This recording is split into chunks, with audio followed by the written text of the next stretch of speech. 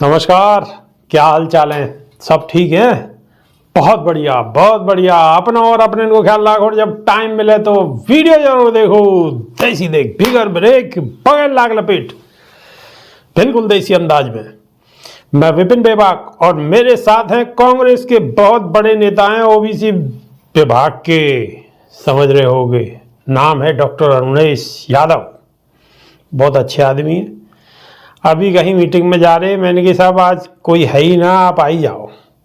बड़ी खुशामद दरामद करके यादव जी को लेके आया हूँ। मैं कि बस ज़्यादा बात ना करेंगे, दो चार ही बात करेंगे। तो साहब ले आया हूँ। तो यादव जी स्वागत है जी, बहुत बहुत धन्यवाद। अब यादव जी तो देखो ऐसे ही सवाल पूछूंगा। पहले तो हल्के हल्के से, फिर कछु ऐसे पूछूंगा, फिर वैसे भी पूछूंगा, फिर जैसे आप सोच रहे हो वैसे भी पूछूंगा, है। लेकिन दिक्कत ये कि यादव जी के मुंह में प्रॉब्लम है, दांत वांत में दिक्कत है कि ये तो यादव जी ज़्यादा ना बोल पा रहे। लेकिन मैं मना मुनू के लाया हूँ, मैं ज़्यादा ना पूछूँ, धीरे धीरे जवाब दे दी हूँ। ठीक है। कभी यूँ सोचो यादव जी तो बोल ही ना रहे, तो यादव जी के संग मजबूरी हो रही है कि दांत में प्रॉब्लम होने की वजह से दुख रो है। अब जब दुख है रो तो धीरे धीरे बोल लेंगे, हमारा काम चल जाओ।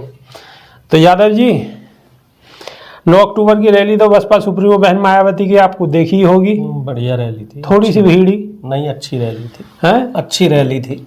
लेकिन विरोधी तो कह रहे हैं कि थोड़ी सी भीड़ ही, वह थोड़े से लोग ज़्यादा इकट्ठे हैं। ये तो देखिए, पक्ष विपक्ष में इस तरह की चर्चाएं होती रहती हैं, लेकिन कुल मिला जुला के जो बहुजन समाज ने उस दिन अपना दम दिखाया तो उसको देख के अच्छा लगा।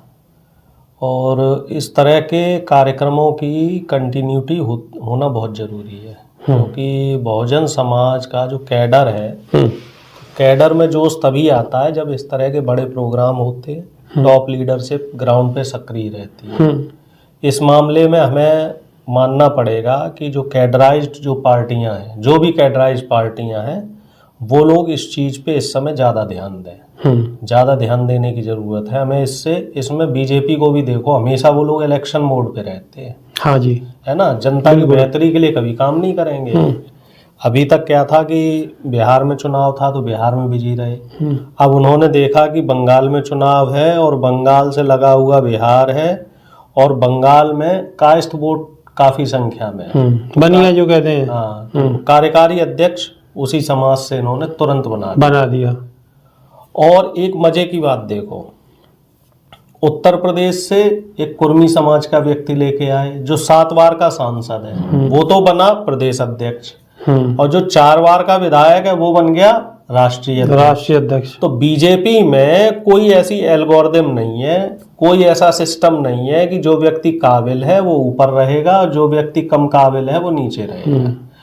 और जो अभी बीजेपी के कार्यकारी अध्यक्ष बने हैं उनके लिए ये भी कहा जा रहा है, हमारे दर्शक भी समझें, कि 2 साल पहले किसी युवा मोर्चा के राष्ट्रीय कार्यक्रम में नड्डा जी ने उनके साथ सेल्फी नहीं ली थी। अच्छा। और आज देखो वो नड्डा जी की कुर्सी पे बैठेंगे। अब हो सकता है नड्डा जी उनके साथ सेल्फी के लिए लाइन में लगे रहें। बिल्कुल। तो जो कैडराइज्ड पार्टियां हैं या राजनीति है, मेरे कहने का मतलब सिर्फ इतना था, जो मैंने बीजेपी का जिक्र किया, कि वो राजनीति में हमेशा असंभावनाएं चलती हैं। एक समय था जब बहुजन समाज पार्टी का पूरे देश में ऐसा कोई राज्य नहीं होगा जहां सांसद विधायक ना रहा हो। राष्ट्रीय पार्टी रही है, बड़ी पार्टी रही, बहुत बड़ा कैडर था। लेकिन जब से बीजेपी सत्ता में आई है तब से उसने बहुजन जो मूवमेंट है और बहुजन समाज के जितने भी नेता हैं उनको नुकसान पहुंचाया है और उस विचारधारा को कमजोर करने का काम किया है। कल मैं अखबार पढ़ रहा था तो उसमें मैं एक चीज़ को देख रहा था कि 42,000 SC ST OBC के सरकारी पद खाली पड़े हैं। और ये कौन कौन से विभाग हैं? राजस्व विभाग है, हमारा डाक विभाग है, रेलवे विभाग है। इस तरह के जो बड़े बड़े महत्वपूर्ण विभाग हैं, इनमें 42,000 तो सिर्फ दलित पिछड़ों के पद खाली हैं। अच्छा। अब बताओ, अगर ये बहुजन समाज या जो क्षेत्रीय पार्टियां हैं या कांग्रेस होती, इनकी सरकार केंद्र में होती अगर, तो क्या बहुजन के हितों की इस तरह के से अनदेखी होती? या फिर मान लीजिए कि इस समय संसद में, मैं किसी पर्टिकुलर पार्टी की बात नहीं कर रहा हूँ, संसद में अगर बहुजन समाज पार्टी के 15-20 सांसद होते, क्या इस तरह का काम होता? मुझे नहीं लग रहा। ये सब इस वजह से हो रहा है क्योंकि बहुजन समाज पार्टी का दिल्ली में प्रतिनिधित्व शून्य हो गया है। है। तो इस पे बहुजन समाज को चिंतन करने की जरूरत है कि जब आपकी आवाज उठाने वाला दिल्ली में नहीं होगा, जैसे बीच में 2014 में 2019 में कोई नेता विपक्ष नहीं बन पाया, क्यों? क्योंकि विपक्षी पार्टी, हमारी जो पार्टी थी, एक बार हमारे 44 सांसद जीते, एक बार 52 सांसद जीते, तो हम वो एलिजिबिलिटी कोई नहीं पार कर पाए थे। तो पिछले 10 साल बीजेपी ने कैसी मोनोपोली चलाई।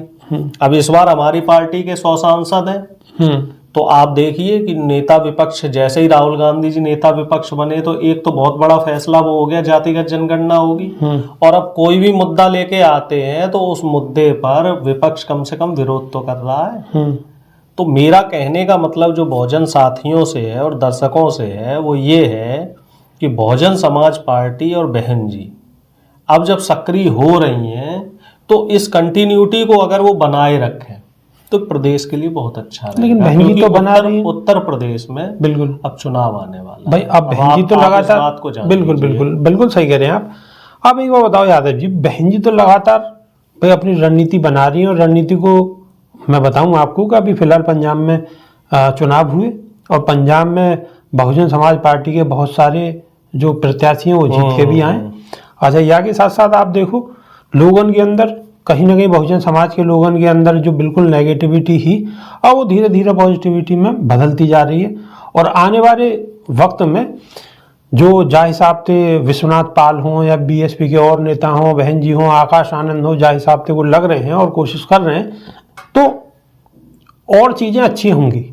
और 2027 के चुनाव में निश्चित रूप से अच्छा, एक अच्छा रिजल्ट होगा। अच्छी चीज है जो मैं बताना भूल गया, इस बार बिहार में भी बहुजन समाज पार्टी जीती। हाँ, एक प्रत्याशी जो है पिंटू, हाँ, एक पिंटू यादव जो है वो जीते, जीता। और वो जीत तो ऐसी, वो जीत तो ऐसी हुई है कि जबरदस्ती जीत छीनी गई है वो, वरना उन्होंने तो बिल्कुल हरा दिए कतई। वही कह रहा हूँ, ये बड़ी बात भाई एनडीए ने तो पूरी कोशिश करी है, बहुजन समाज के लोगों पे हजारन की संख्या में मुकदमा दर्ज कर दिए। और पिंटू यादव की जीत तो बड़ी मुश्किल से हुई जब बहन जी ने ट्वीट करे हैं, आकाश आनंद ने ट्वीट करे हैं, और बड़ी जो है छीछा लेदर हुई है, जब जाकर 35 वोटन थे, बड़ी मुश्किल थे वो अपनों जीत पाए। वोट तो ही, लेकिन ये तो हराने के मूड में है कि बिल्कुल साफ ही करना। और वाकई बाद में भी इन्होंने पूरी कोशिश करी है, चालाकी करते हैं ये लोग साफ। वाकई बाद में भी इन्होंने की काम करो है कि काई भी तरीका से पिंटू यादव को अपने खेमे में ले आमेंगे, पूरे इन्होंने डोरा डाले हैं। लेकिन पिंटू यादव बिल्कुल डटे रहे, अड़े रहे, और अब बिल्कुल मजबूती के साथ चट्टान की तरह खड़े हुए। अब यादव जी मेरे एक सीधे सीधे सवाल है, बिल्कुल बिगड़ लाग लपेटो जी।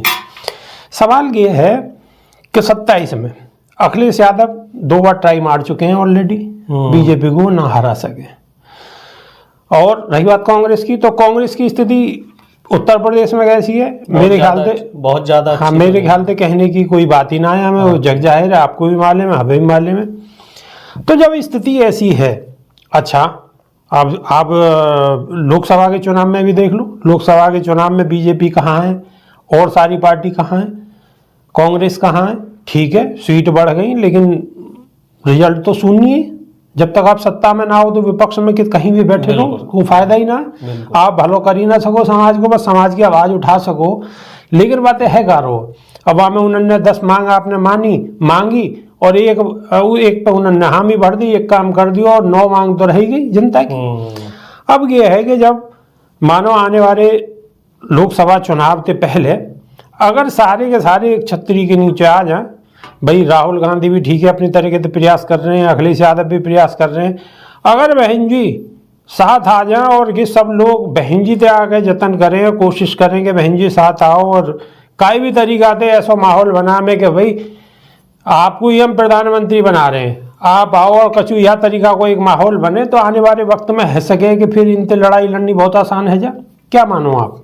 देखिए, ऐसा है, अगर बहन जी और बहुजन समाज पार्टी न्यूट्रल रहेगी तो उससे मौजूदा समय में जो बहुजन मूवमेंट है उसको नुकसान हो रहा है।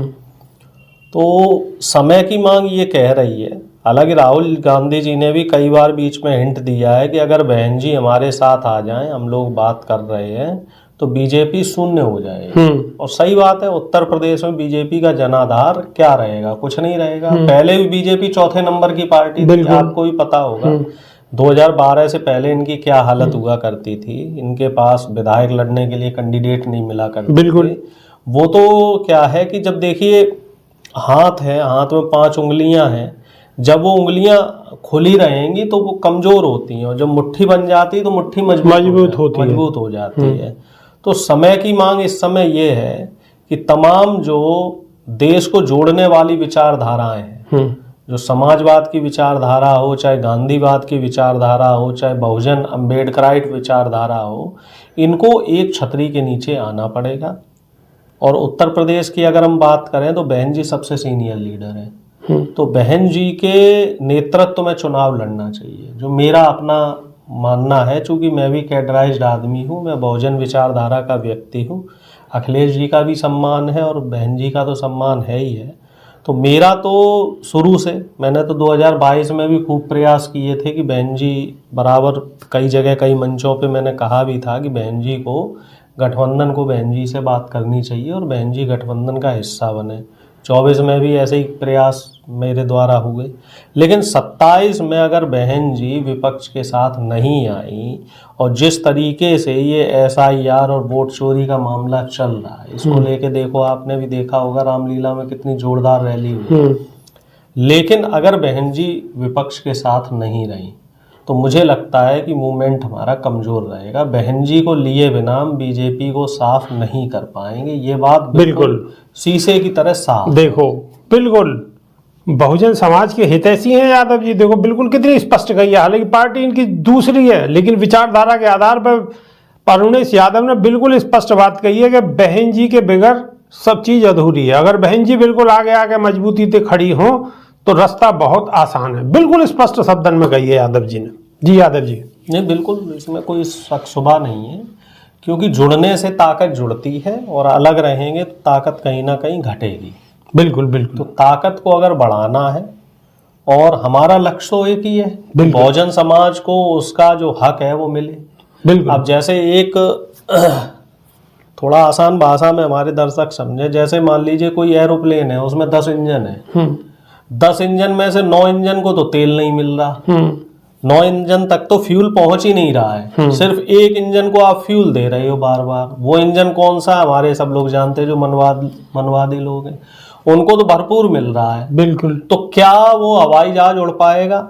हवाई जहाज हो गया हमारा देश, तो देश हमारा उड़ेगा, तरक्की तब करेगा जब 10 के 10 इंजनों में बराबर ईंधन हो। बिल्कुल बिल्कुल। और बराबर ईंधन तब कब होगा? जब बहुजन नेता और बहुजनों से जुड़ी हुई जो पार्टियां हैं वो सत्ता में होंगी और उनके हित के लिए काम होंगे, उनकी बेहतरी के लिए काम होंगे। जो लाखों हजारों पद खाली हैं वो भरे जाएंगे। निजी शैक्षिक संस्थानों में आप देख लो, जो हमारे बहुजन है, सिर्फ 12% SC ST OBC बच्चे पढ़ रहे हैं निजी संस्थानों में। जो हायर एजुकेशन, जो प्राइवेट इंस्टीट्यूशन है, प्राइवेट यूनिवर्सिटी है, सिर्फ 12%, जबकि आबादी है 90%। बिल्कुल। तो कितना बड़ा अंतर है, कितना भेदभाव हो रहा है, और सरकारियों में भी यही हाल है।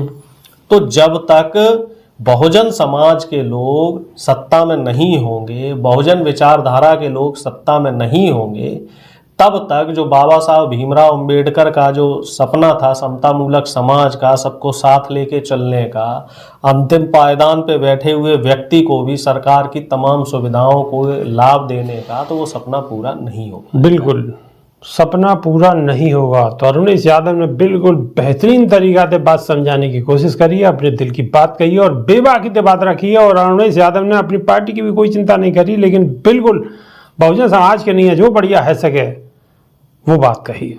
आपको हमारी पार्टी में बीच में ठोका, हमारी पार्टी तो बहुजन समाज के साथ है। राहुल जी हो या प्रियंका जी हो या सोनिया जी भी हो, वो बहन जी का बराबर सम्मान करती हैं। तो हमारी पार्टी हमेशा बहुजन समाज पार्टी के साथ खड़ी है, और हमने पहले भी गठबंधन में चुनाव लड़ा है। आपको याद होगा, हम लोग बहन जी के साथ गठबंधन में 2-3 बार चुनाव भी लड़ चुके हैं, और अब भी आगे के लिए भी रास्ते हम लोग खोल रहे हैं कि हम लोग बहन जी की अगुवाई में उत्तर प्रदेश का चुनाव लड़ें। और उत्तर प्रदेश ही नहीं, हम तो ये चाहते केंद्र में भी बहन जी आए और प्रतिनिधित्व करें विपक्ष का। विपक्ष का प्रतिनिधित्व करें। अरुणेश यादव कि बातें आपको कैसी लग रही हैं। कमेंट के माध्यम से आप अपनी राय जरूर रखें। तो अभी के नहीं सिर्फ इतना ही। अरुणेश यादव जी बहुत बहुत धन्यवाद जी, बहुत बहुत शुक्रिया। जय भीम। और अगर आपको वीडियो अच्छी लग रही है तो आपके हाथ में फोन है और फोन में बटन है और बटन को ठोकते रहो ठोकते रहो ठोकते रहो, दूसरे के फोन तक पहुंचा दो। नई वीडियो में फिर रूबरू होंगे, जब तक के नहीं देसी देख बिगर ब्रेक बगैर लाग लपेट बिल्कुल देसी अंदाज में। जय भीम, जय संविधान, जय विज्ञान।